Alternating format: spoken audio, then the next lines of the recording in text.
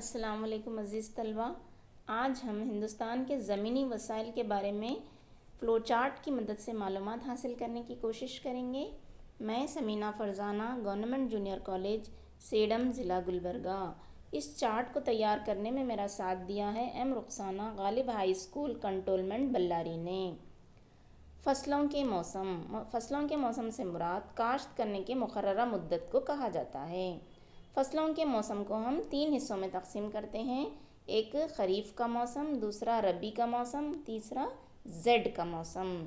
خریف کا موسم ہوتا ہے جون سے لے کر جولائی کے درمیان، اسے ہم جنوب مغربی مانسون کا موسم بھی کہہ سکتے ہیں۔ ربی کا موسم پایا جاتا ہے اکتوبر سے نومبر کے درمیان، جسے ہم شمال مشرقی مانسون بھی کہہ سکتے ہیں۔ زیڈ کا موسم یہ ہوتا ہے خریف اور ربی کے فصلوں کے درمیان کے مدت میں۔ ہندوستان کی اہم فصلوں کو ہم 4 حصوں میں تقسیم کرتے ہیں: غذائی فصلیں، تجارتی فصلیں، ریشہ دار فصلیں اور مشروباتی فصلیں۔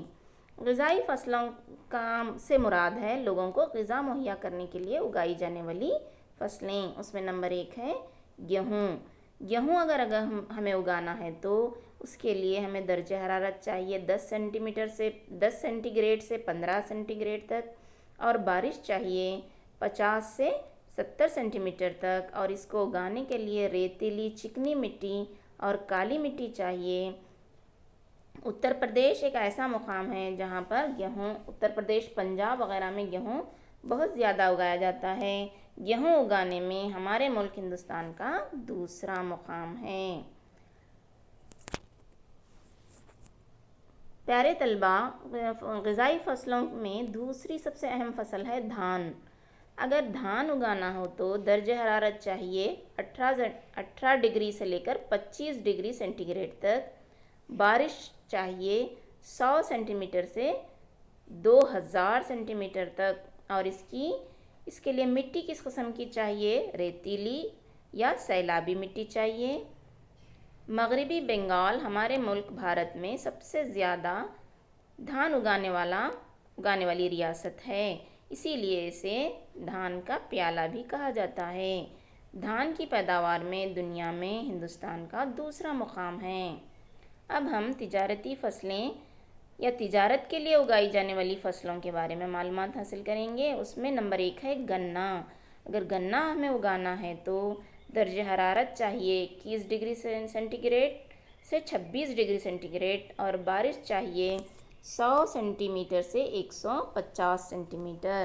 گنا اگانے کے لیے سلسالی مسامدار کالی مٹی چاہیے۔ دنیا میں ہندوستان کا گنا اگانے میں بھی دوسرا مقام ہے۔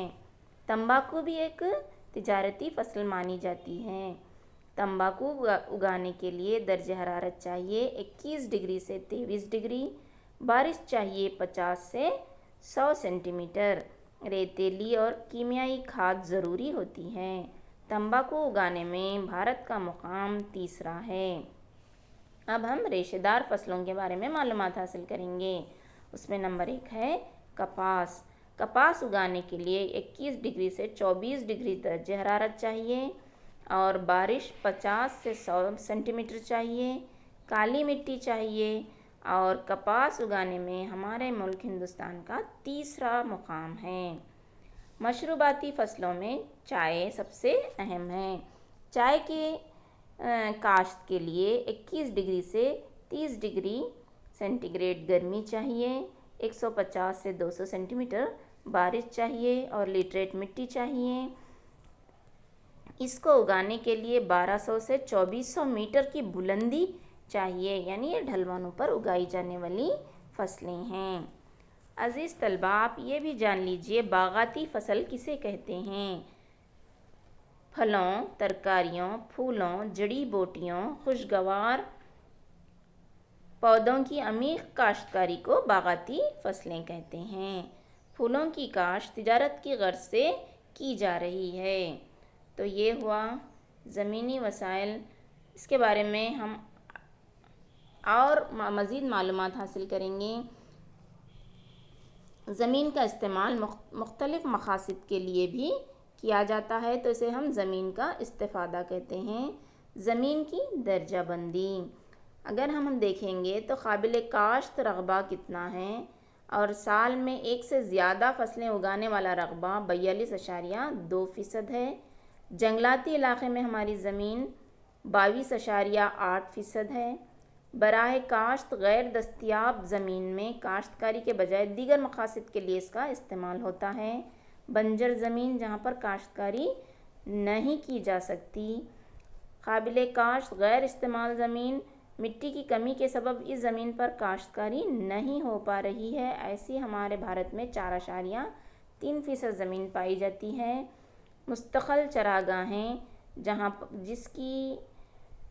جس کا رقبہ 3.4% ہے۔ زمین دیگر استعمالات کے لیے استعمال ہوتی ہے، وہ زمین ہے باغات، میوے، باغیچے، شجرکاری وغیرہ میں شامل، یہ 1.1% ہے۔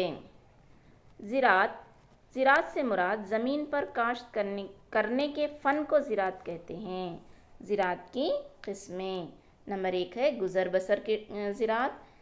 گزر بسر زراعت کی بھی 2 قسمیں ہیں، ایک منتقلی زراعت، منتقلی گزر بسر کی کھیتی، دوسرا مستحکم کھیتی۔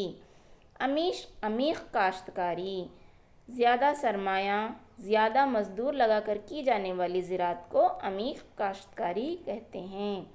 تجارتی زراعت، تجارت کی غرض سے کی جانے والی زراعت کو تجارتی زراعت کہتے ہیں۔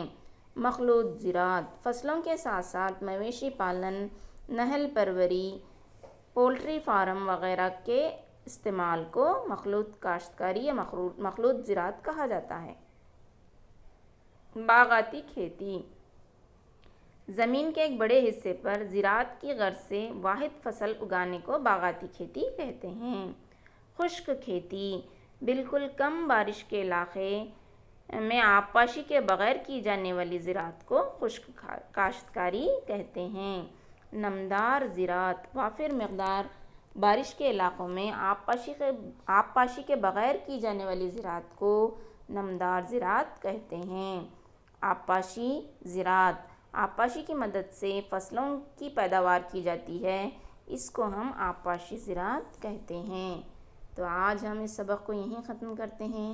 امید کرتے ہیں کہ آپ اس سے فائدہ حاصل کریں گے اور ہمیں اپنی دعاؤں میں یاد رکھیں گے۔ اللہ حافظ۔